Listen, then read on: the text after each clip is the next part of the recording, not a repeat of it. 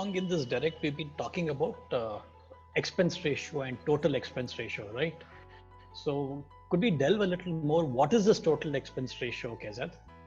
So a mutual fund is a service that a fund house gives to investors, quite simply. Okay, and for that they would charge some fee. Now, it's a full-time profession of a fund house to sort of manage your money on a 365 day a year basis. So it's a full-time job. So obviously there are some charges that goes from an investor's pocket to mutual fund. So the mutual fund SEBI regulations say that a maximum of about 2.5% charges have to be collected from an equity fund, or 2.25% charges have to be collected from a debt fund. And these charges will be collected before your NAV is calculated. So it is deducted from your NAV, and then whatever remains is actually belongs to the investor. Now, this is the total expense ratio. So all your costs are included: your fund manager's salaries, your operational costs, your the costs of running your entire mutual fund house, everything. They pay audit fees, they pay register and transfer agent fees, and so on and so forth. So all these fees are collected, and it's nicely packed into a box called a total expense ratio. This every investor has to pay to a fund house. This is the fees that the investor pays to the fund house for running the entire mutual fund. Now, out of this 2.5% or whatever, of course, your expense ratio comes down as your fund size grows. So, that is the tier structure that SEBI has defined. But be that as it may, suppose if your cost is total expense ratio is 2.5%, every year your fund house will deduct this 2.5% from your fund total value. Out of this, one charge goes to your distributor. Yeah. So, as you can see, your suppose in this example, your 1.74 is your total expense ratio. Okay, fund houses are free to, of course, they are free to decide a little bit about how much the expenses they want to charge, but SEBI has defined a very nice formula that, they've defined the maximum cap of total expenses what fund houses can charge. And they've also ensured that as the fund house grows, as the scheme grows, the absolute expense ratio, as in the percentage, should come down. Okay. Now, as per this chart, you can see it includes brokerage, GST, register and transfer agency expenses, marketing expenses, and fund management charges. Now, fund management charges are actually what the AMC makes. It goes into the pockets of the AMC. But there are also distribution expenses, distributors charges, that is embedded in this 1.74% of expense ratio that your funds charge.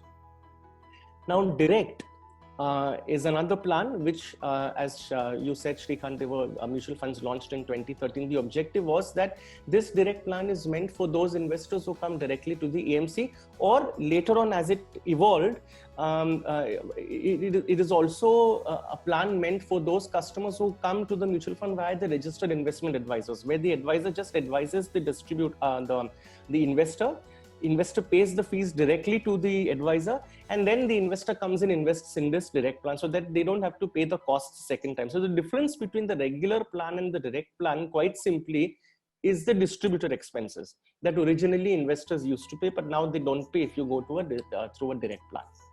The difference can be as massive as what we are seeing here in this illustration. Almost 1.74% in a typical large cap equity fund.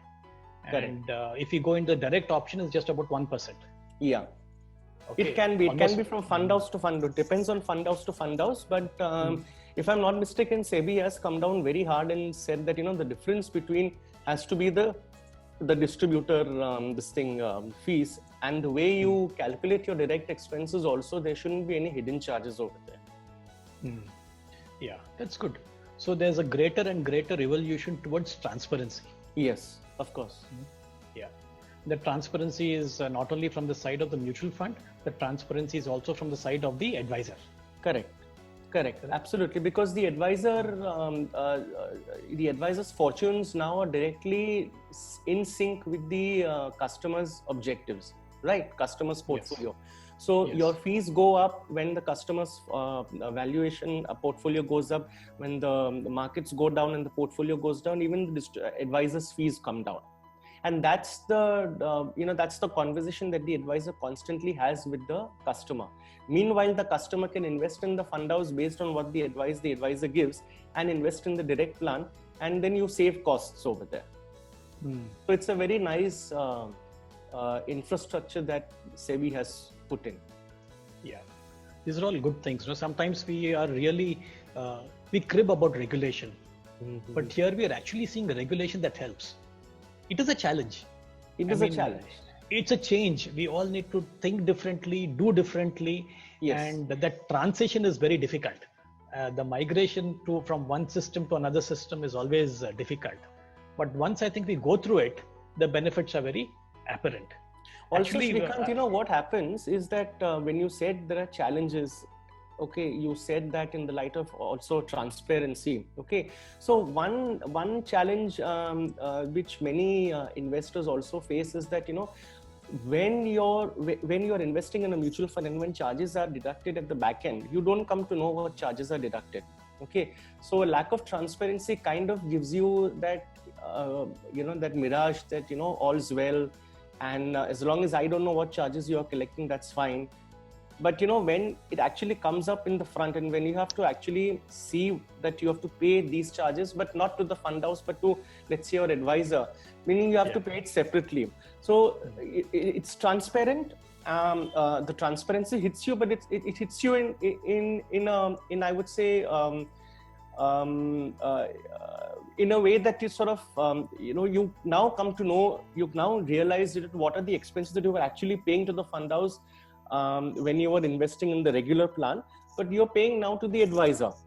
Okay, but at the same time, you're not paying to the fund house. So it's actually more transparent. But it's not that you were not paying earlier. You were paying earlier, but you didn't come to know how much you were paying.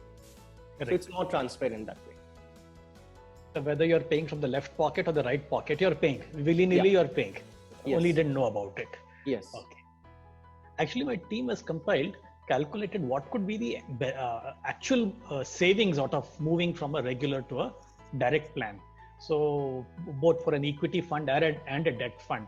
If Shivam, could you put that slide up on how the benefit goes to the investor in the savings, the NAV chart? Yes. Okay. So the blue line here represents a regular fund, okay, and the green line here represents a direct plan of the same fund. Okay, so you can see the regular fund over time gave 11.37% per annum, and the direct plan actually gave 12.35% per annum. So the lower expense ratio translated to a higher return. Yeah. And if you just convert it to rupees, if you have a 1 crore investment, okay, you would have made 15 lakh rupees more over 7 years. That is the impact of the expenses. And once you save those expenses and they are compounding at your normal rate of return, see, on a crore, it is almost 15 lakhs. It's a lot of money. It's a lot of money. Go into, this money goes directly into the investor's kitty. Okay, so this with the equity fund. With a debt fund also, a similar thing happens. But can we have the next slide, please? Here we are.